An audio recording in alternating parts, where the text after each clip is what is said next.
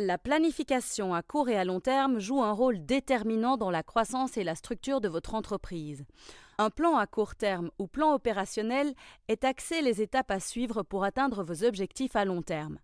La planification à court terme porte généralement sur l'année suivante avec des objectifs clairs et des étapes à suivre. Le plan à long terme ou processus de planification sur 3 ans définit la vision et la stratégie à long terme d'une organisation. Cette vidéo explique comment planifier à court et à long terme en faisant du client une priorité. Si vous êtes une petite entreprise, il se peut que vous soyez préoccupé par des actions immédiates et que vous n'ayez pas toujours le temps de penser 3 ans à l'avance. Toutefois, vous gagnerez à élaborer un plan à long terme car vous pourrez vous en servir comme guide pour vous assurer que vous travaillez à la réalisation de votre vision globale dans le cadre de votre planification à plus court terme.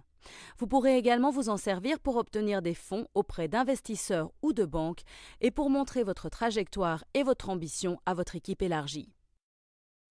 Commençons par les fondamentaux d'un business plan à long terme. Il y a 7 étapes. 1.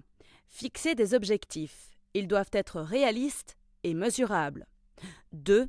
Élaborer des stratégies. Les stratégies indiquent comment vous allez atteindre ces objectifs. Par exemple, votre objectif peut être d'accroître votre présence sur les réseaux sociaux afin d'augmenter le nombre de clics sur votre site web. Une stratégie pourrait consister à rédiger chaque jour un message présentant les différents avantages de votre produit ou service. 3. Établissez un calendrier qui vous permettra de contrôler votre progression. 4. Faites les ajustements nécessaires au plan de vente et au plan marketing. Notre monde ne reste pas figé. Assurez-vous de tenir compte des changements d'audience, de la concurrence ou d'un changement de priorité. 5. Communiquez avec votre équipe. Quelle que soit la taille de votre équipe, la communication joue un rôle clé dans l'atteinte de vos objectifs. 6. Réexaminez votre plan. Une fois que vous avez créé un plan à long terme, réexaminez-le. Cherchez les erreurs. Les plans peuvent changer. Assurez-vous de tenir le vôtre à jour. 7. Exécutez votre plan. Faites le point avec votre équipe et suivez les progrès réalisés. Plusieurs approches permettent d'élaborer un plan à long terme. Si vous n'oubliez pas de faire du client une priorité, vous réussirez. Votre plan à long terme doit être la direction vers laquelle vous devez tendre et votre plan opérationnel doit refléter les progrès réalisés dans ce sens. Aucune règle ne stipule qu'un plan à long terme doit s'étendre sur 3 ans. Vous pouvez en faire un qui s'étend sur 5 ans.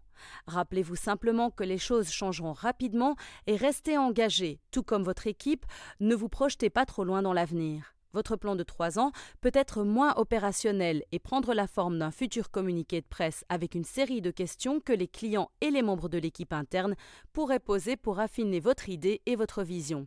Il est important de ne pas limiter votre réflexion dans la planification à long terme par des contraintes de ressources à court terme. Visez haut. La planification opérationnelle se fait en 3 étapes, généralement étalées sur 3 mois, pour créer un plan opérationnel qui vous permettra d'élaborer votre plan global à long terme. La première étape est axée sur la préparation, la collecte d'informations sur le client et la définition de ses besoins et envies. La deuxième étape est axée sur la génération d'idées, puis sur la hiérarchisation, l'affinage et la clarification des meilleures idées. La dernière étape consiste à compiler, examiner et corriger votre document de planification opérationnelle. Examinons maintenant chaque étape. La première étape vise à créer et à partager votre stratégie de planification annuelle. Vous planifierez et préparerez, collecterez et analyserez des informations sur les clients et identifierez leurs besoins et envies. Voici quelques questions auxquelles vous devriez répondre au cours de cette étape. Calendrier. Quelles sont les dates clés de votre plan opérationnel?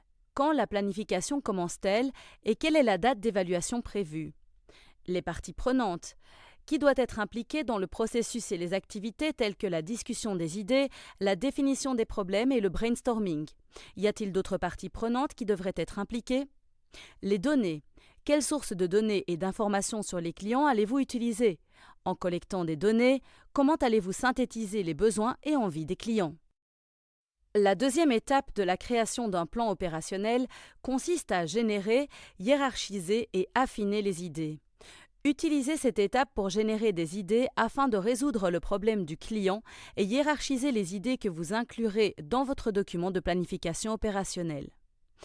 L'un des pièges courants du processus de planification annuelle, surtout lorsqu'il est précipité, est de se mettre à réfléchir aux idées au lieu de commencer par les clients et de travailler à rebours en fonction de leurs besoins.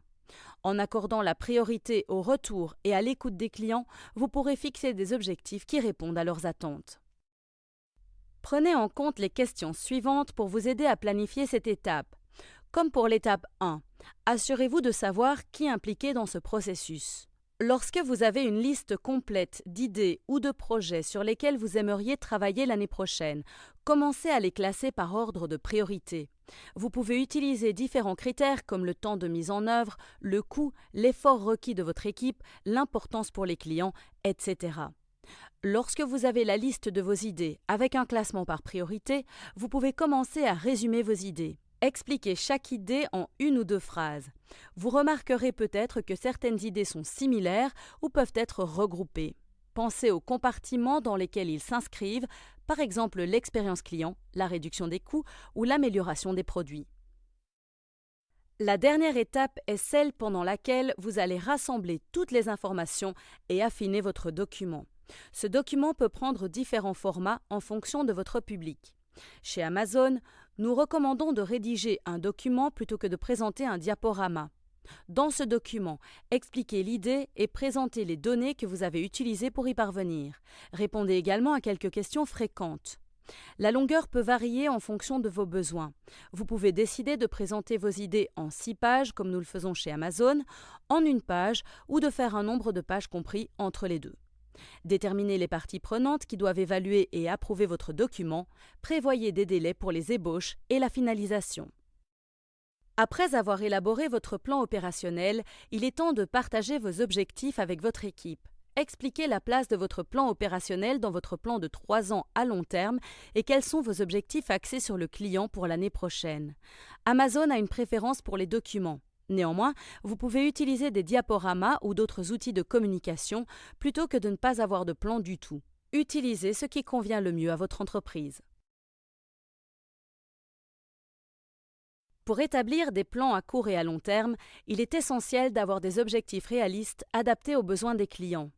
Utilisez le plan opérationnel pour créer et ajuster les objectifs au fur et à mesure que vous affinez les idées et l'orientation. La planification n'est pas un événement ponctuel. Il s'agit d'être constamment à l'écoute des clients, d'observer des tendances et de modifier les objectifs pour soutenir et développer votre entreprise.